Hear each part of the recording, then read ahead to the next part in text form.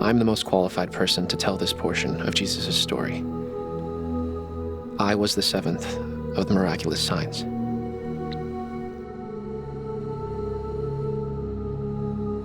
In his gospel, John chose a unique way to deliver Jesus' most significant teachings.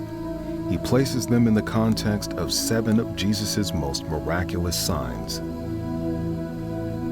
John chose these 7 signs out of a large number of miracles that Jesus did for a very specific reason.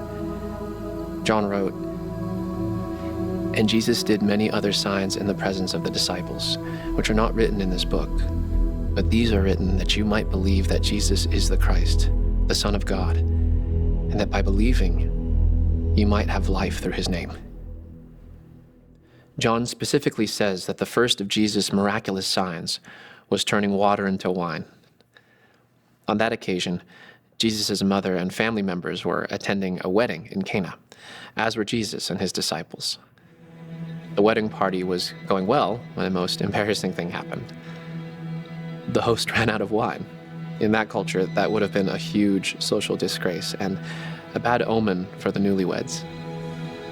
Jesus' mother might have been a part of the wedding providers because she was aware of the problem. She came to her son and simply said, "They have no more wine."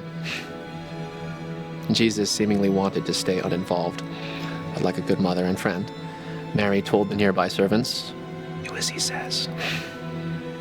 In response, Jesus turned about 150 gallons of water into wine. Really good wine.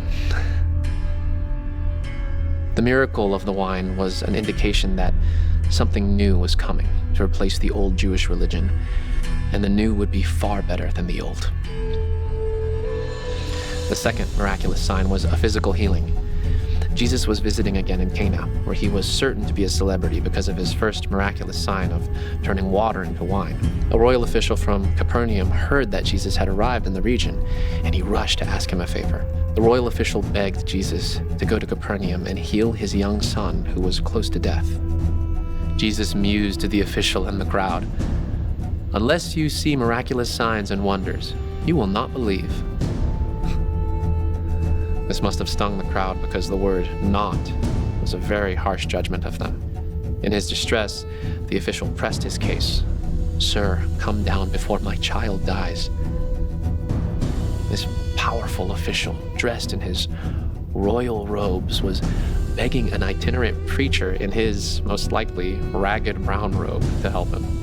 By using the word "sir," the official was humbly acknowledging that Jesus had more power than he did. By asking for the favor, he acknowledged that Jesus had the power to grant his request. Seeing the man's distress and faith, Jesus told him to return home. His son would live. Jesus' evaluation of the man was rewarded because the man took Jesus at his word and returned home. While the man was traveling home, his servants met him with the news that his son was living. He was told that the fever left the boy at the same time Jesus had said his son would live. So, based on receiving a miraculous sign, the man and his entire household believed. What the Bible doesn't reveal is how many others believed based on this sign. The third miraculous sign disclosed by John took place by the pool of Bethesda in Jerusalem. The pool was surrounded by 5 covered colonnades. It seemed there was a legend that an angel would, from time to time, stir the waters of the pool, and the first one entering the water after that would be healed. A great number of disabled people were crouched by the pool in hopes of beating everyone else into the water and be healed. Walking by the pool, Jesus noticed one particular man. He was disabled for 38 years. When Jesus learned his history, he asked, "Do you want to get well?" What was going through Jesus' mind when he asked that question, do you think? Was he pressing the man to make sure he hadn't given up? Was he allowing the man to express his faith? Was he not going to heal the man if his answer was insufficient? Instead of answering Jesus' question, The man said that nobody would help him, so he couldn't get in the water first. Imagine his surprise when Jesus ignored his answer and commanded, "Get up, pick up your bed and walk." Imagine his immense joy when he was able to do just that. Imagine his distress when the religious leaders abruptly made him stop, especially after not walking all those years. One of the 10 Commandments was to keep the Sabbath holy, which the Pharisees had interpreted very strictly. They had 39 different activities, or works, which were forbidden to do on the Sabbath, one group of which prohibited normal household chores. Picking up a mat and walking would have been a violation of their rules. Rather presumptuously, they told the man, "It is the Sabbath day. It is illegal for you to carry your bed." They placed the man in a horrible position. He was on the cusp of recognizing his dreams of being healed, attending the synagogue, and being a productive member of society. The Pharisees could destroy every one of his dreams. All he could do was say, "The man who healed me told me to pick up my bed and walk." They wanted to know who told him to do that, but he could not tell them because Jesus had left. Apparently, the man went to the temple to have his healing acknowledged by the priests, because Jesus saw him there and told him to quit sinning or something worse may happen to him. The man went back to the Jewish leaders and told them that it was Jesus who had told him to pick up his mat and walk. When the leaders confronted Jesus, he told them that he was doing his works through the Father. This infuriated the Jewish leaders, because it implied that Jesus could break the Sabbath with impunity and that he was making himself equal with God. This caused them to try even harder to kill Jesus. The fourth of the miraculous signs described by John was also shown in the other 3 gospel accounts. Jesus fed 5,000 men, along with women and children, with only 5 loaves of bread and 2 fish. And he had 12 basketfuls left over. John specifically says that the baskets were full of the pieces of the 5 barley loaves. This miracle was so powerful that the people wanted to use force to make Jesus king, although Jesus didn't want that. The 5th of the 7 miraculous signs occurred the night after. Jesus went to a mountain to pray and sent his disciples in a boat to go to Capernaum. About 10 hours later, in the middle of the night, Jesus recognized that the disciples were stranded in the middle of the lake, rowing against a very strong wind. Jesus walked about 3 miles on the water. He was about to walk by the boat when the disciples saw him. They were terrified. "It is I, don't be afraid," Jesus said. When he climbed in the boat with them, the wind died down immediately. Recognizing his ability to control the weather and nature and to create bread miraculously, the disciples worshipped him as the Son of God. Incidentally, only Matthew gives us the detail that Peter walked on the water to join Jesus that night, but started sinking when his faith wavered. The 6th of the miraculous signs was a last straw for the Pharisees. It ensured that they would find a way to kill him. Already on their home turf in Jerusalem, and already in their crosshairs, Jesus found another way to irritate them. He and his disciples were minding their own business when they walked by a blind man. The disciples asked, "Was this man born blind because he sinned, or because his parents sinned?" They clearly thought that those were the only 2 possible alternatives. They still labored under the misconception that physical disabilities were the result of spiritual sin. And Jesus replied that the blindness wasn't caused by sin.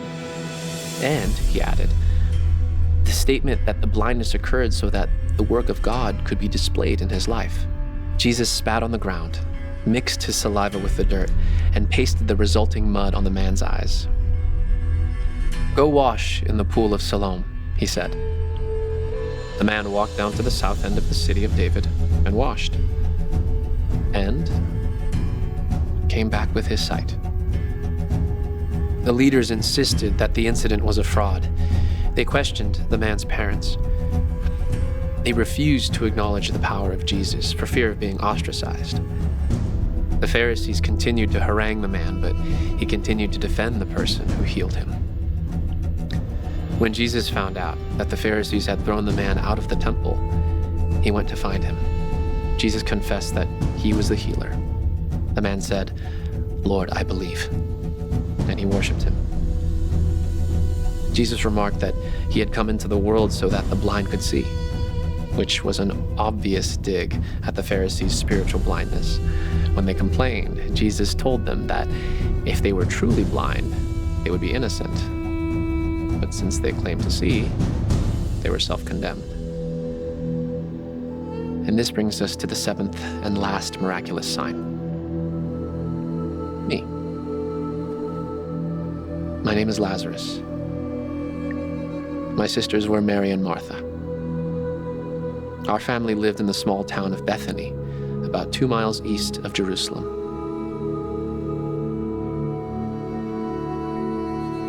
Jesus was our best friend,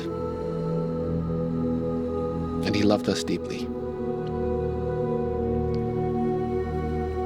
One day I became extremely ill. My sisters sent word to Jesus that the one he loved was sick. And Jesus was quite a distance from our house, and when he received word, he said that God and he would be glorified through the sickness. And he stayed where he was for 2 more days. In that period of time, I died. And I was buried in a tomb. Jesus told his disciples I had died, and that now it was time to go visit me. When Jesus arrived, I had been in the tomb for 4 days.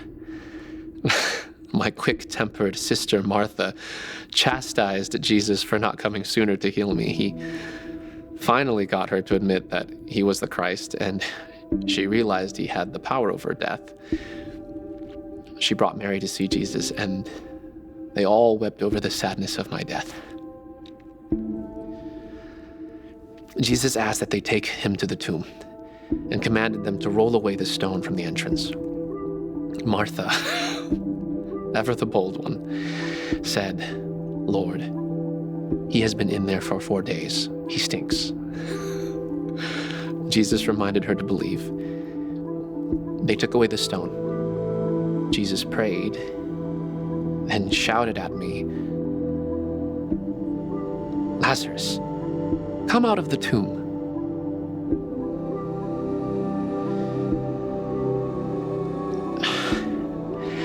How do I even begin to explain what happened next?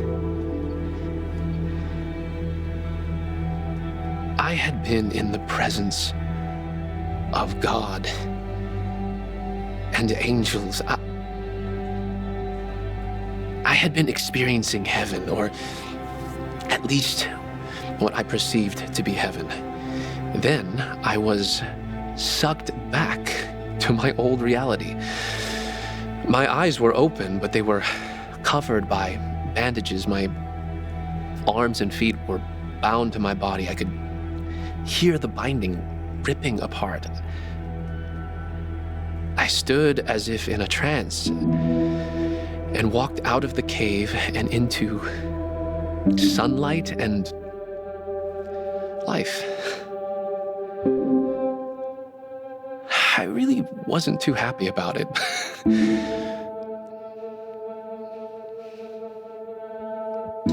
But how could I complain when it made my sisters so happy?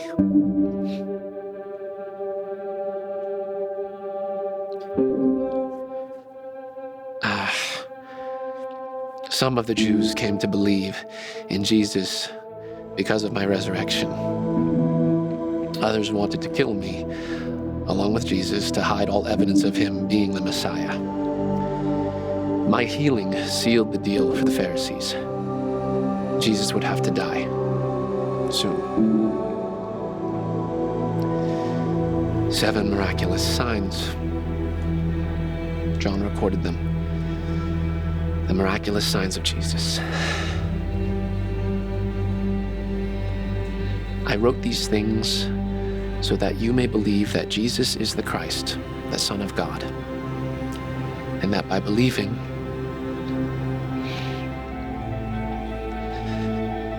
you might have life through his name.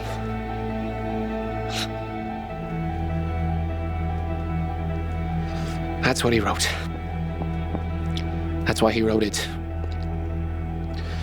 So you would believe that Jesus is the Christ, the Son of God, and have life.